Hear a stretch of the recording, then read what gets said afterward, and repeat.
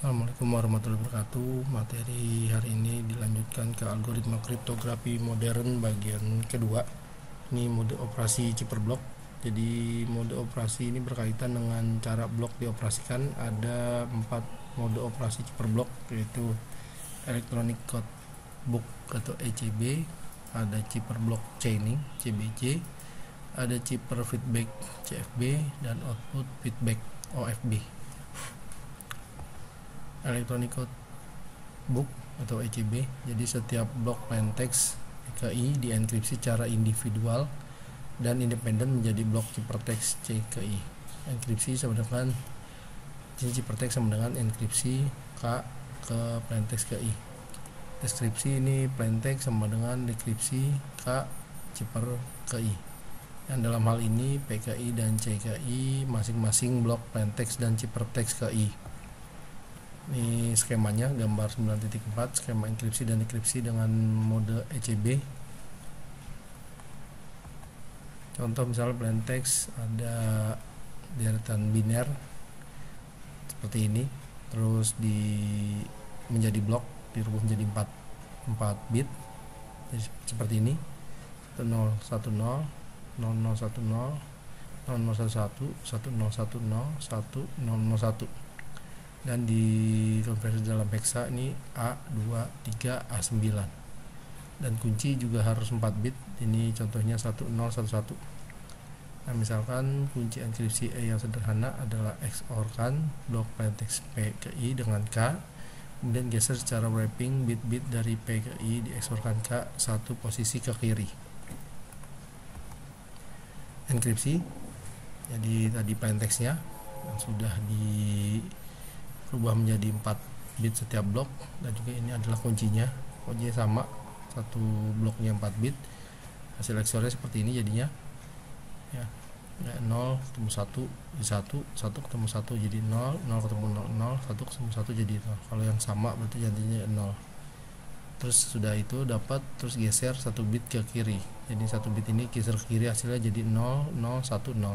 Itu ini juga dari 1001 digeser ke kiri, ini jadi 0011, dan 1000 digeser ke kiri jadi 0001, dan 001 digeser ke kiri jadi ya 0010, dan yang terakhir 0010 digeser ke kiri jadi 0100, dan heksanya jadi 23124.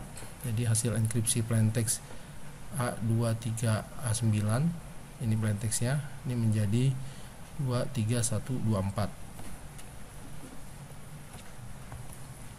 Pada mode ECB, blok plaintext yang sama selalu dienkripsi menjadi blok ciphertext yang sama. Pada contoh di atas, blok 1010 muncul 2 kali dan selalu dienkripsi menjadi 0010. Karena setiap blok plaintext yang sama selalu dienkripsi menjadi blok ciphertext yang sama, maka secara teoritis dimungkinkan membuat buku kode plaintext dan ciphertext yang berkoresponden asal kata codebook gitu ya, di dalam ECB.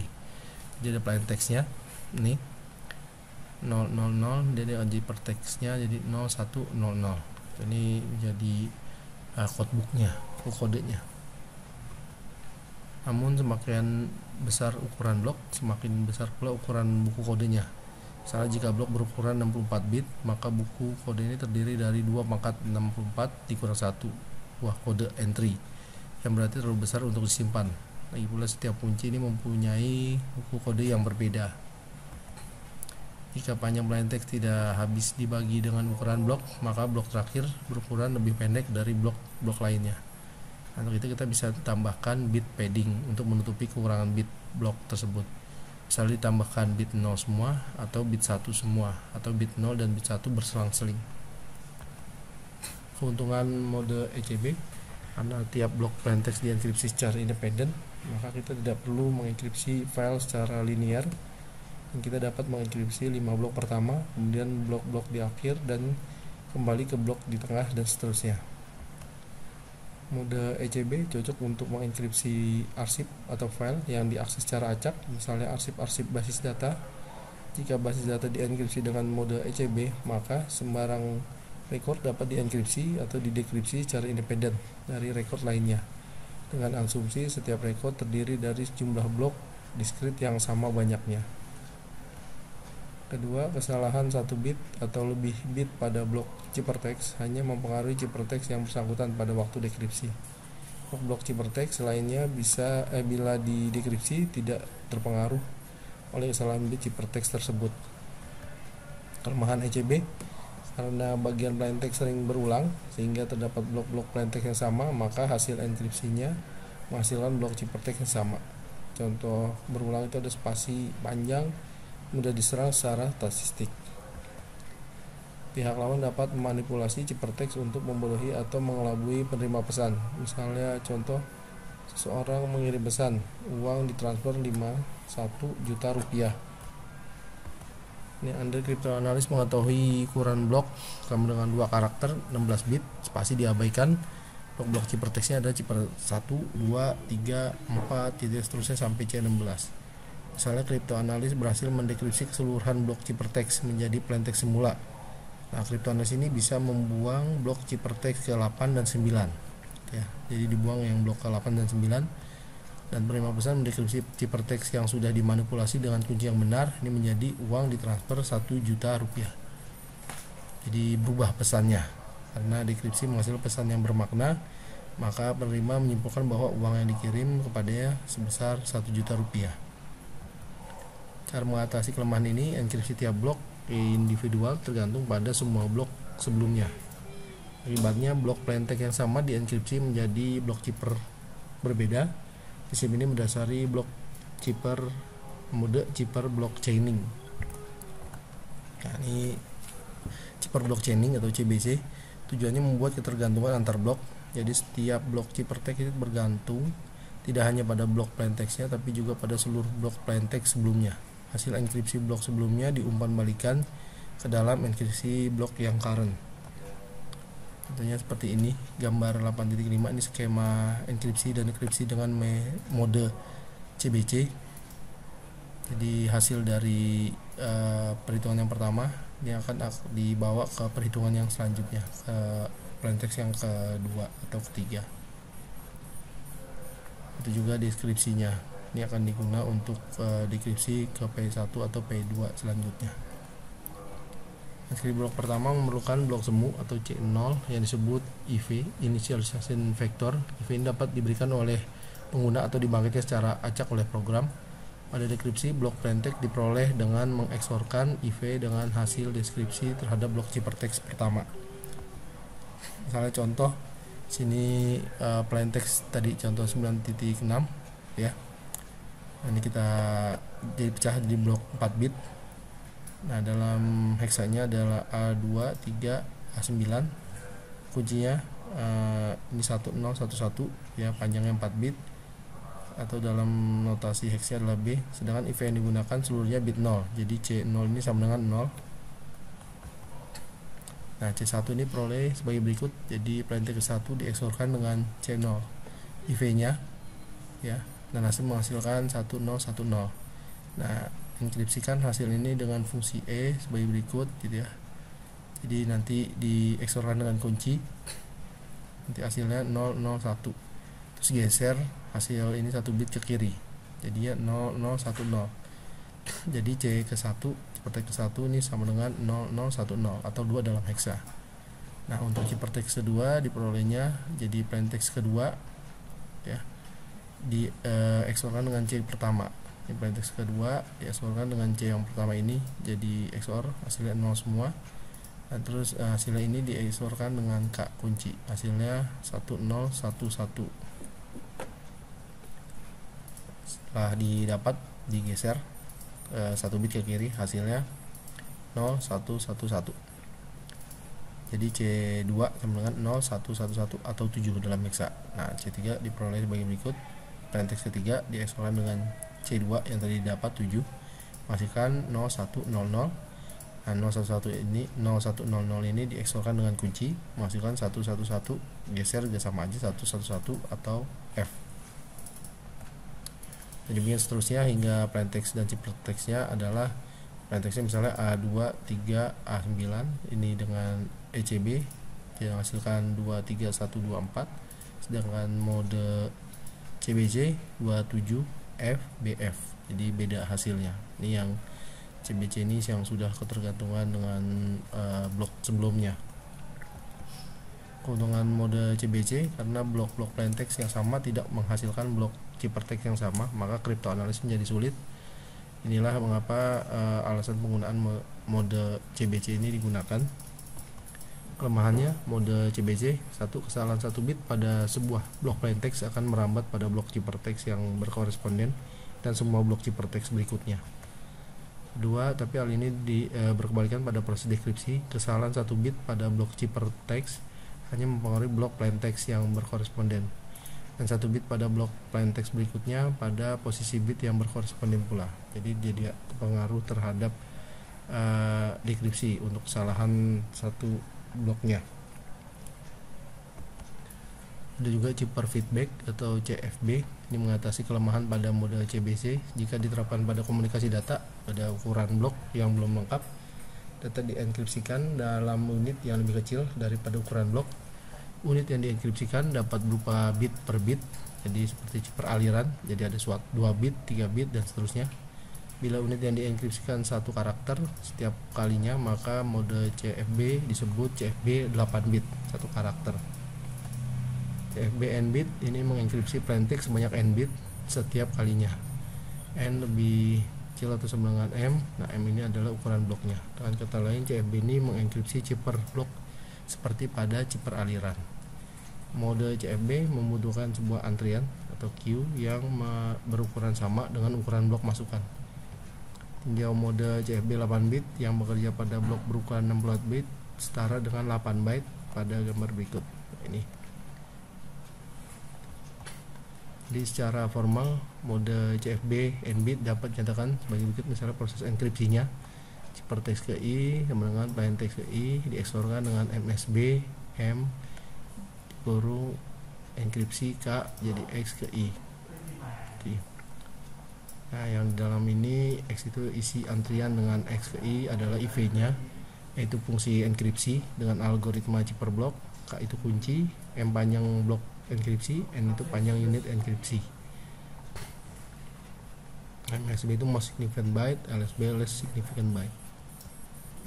Nah, jika M sama dengan N, maka mode CFB n bitnya adalah sebagai berikut.